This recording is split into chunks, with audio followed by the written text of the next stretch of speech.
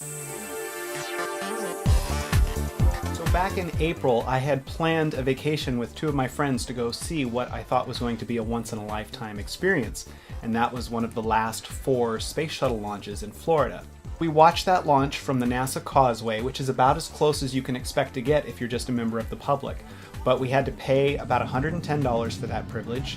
From 11 o'clock the night before until about 6:30 in the morning, with a gap of maybe an hour and a half where we toured the visitor center in the middle of the night, we were stuck on a bus. I'm not complaining.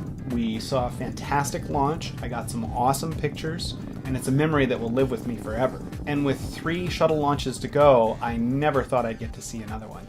But one of my friends let me know that the NASA Twitter feed was advertising a contest of sorts, more of a lottery actually, where they were going to invite people to their Tweetup for the next shuttle launch mission. Turns out over 1,000 people signed up and they chose 150, one of which was me. They were organizing 2 days worth of events before the shuttle launch, and they were going to let us see the shuttle launch from the press site, which is about 3 miles closer than the causeway I'd seen it on before. That clinched it. I had to go. So the first day I'm there, I drive to the Kennedy Space Center, and using the directions they gave me, I find the place where we registered. We were all standing in line, very excited to give them our IDs, and in exchange, they gave us a NASA bag full of all sorts of promotional goodies. One of the coolest things in there was some freeze-dried space ice cream, which I haven't tried yet. So I'm going to go ahead and give it a shot here. Looks like an ice cream bar, sort of warm and dehydrated.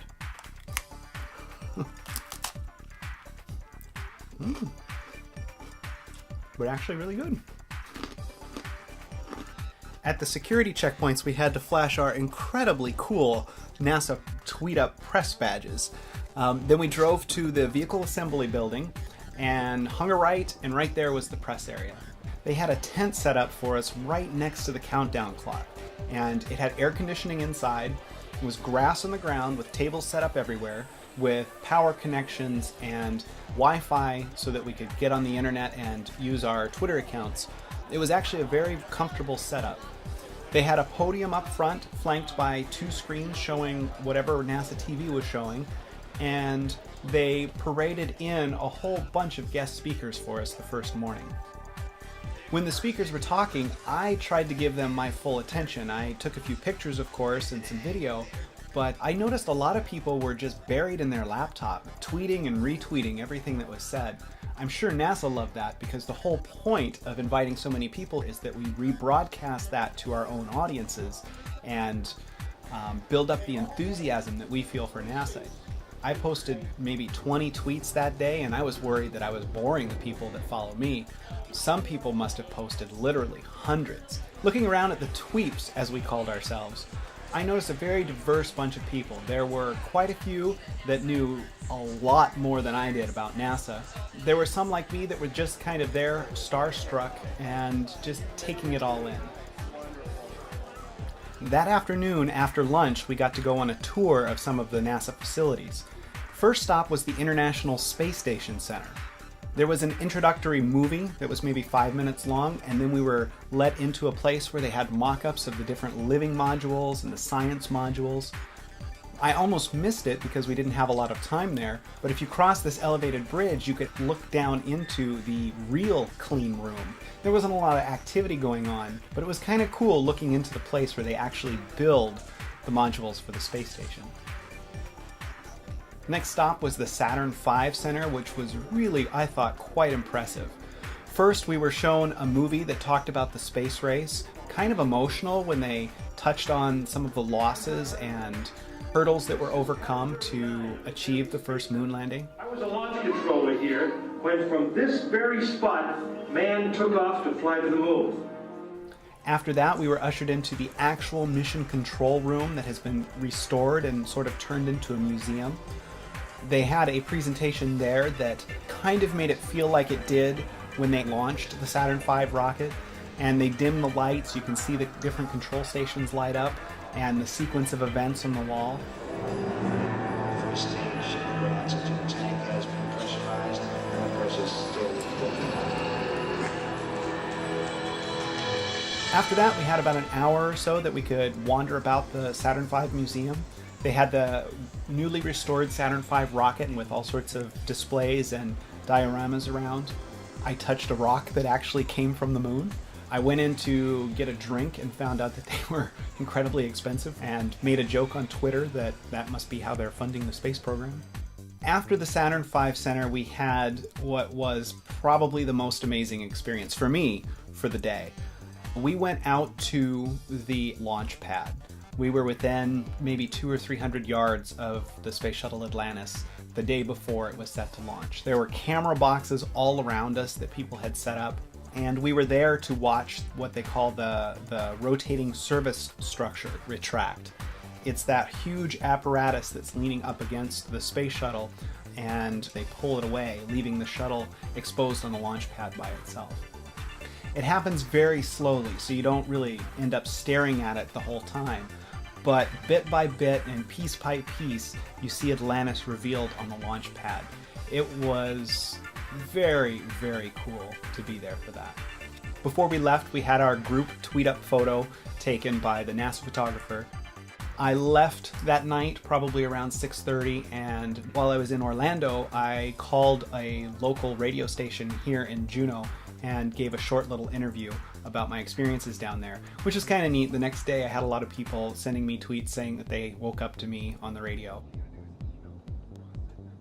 The second day didn't start out so great. I guess there were something like 300,000 people driving to the coast, and I didn't plan ahead for traffic, so I got there a little bit late and was literally running in to get into the second Tweetup group photo. After that, we again set up in the Tweetup tent, and I can't speak for everybody else, but my sense of anticipation for the launch made it so that I couldn't quite pay attention like I did the day before. I found myself getting up and going outside and looking at the countdown clock. I went and found a spot where I could set up my tripod and sort of claim my space up front.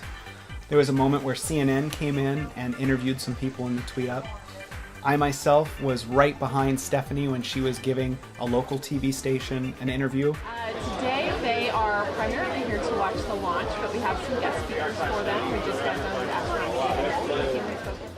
And then they turned and talked to me. As far as I know, that never aired. I didn't see anything on their website, but about 45 minutes before the launch, I went out and started setting up my tripod and my camera gear.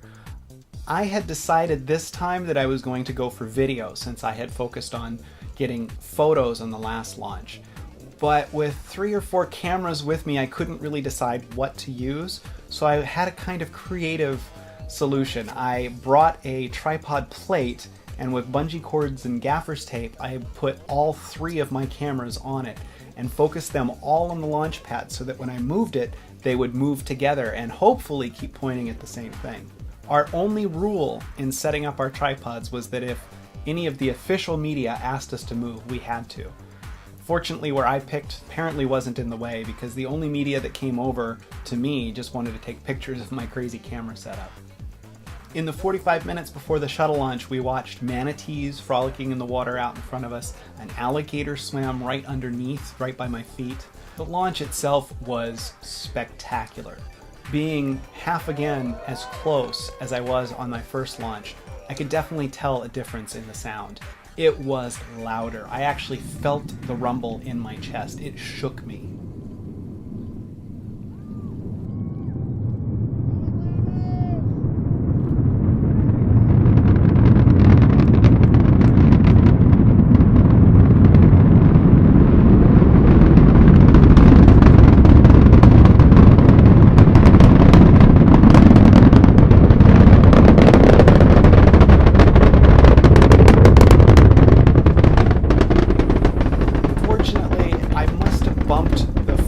Ring or something on the camera that was set to take some photos, because every single one of them turned out blurry.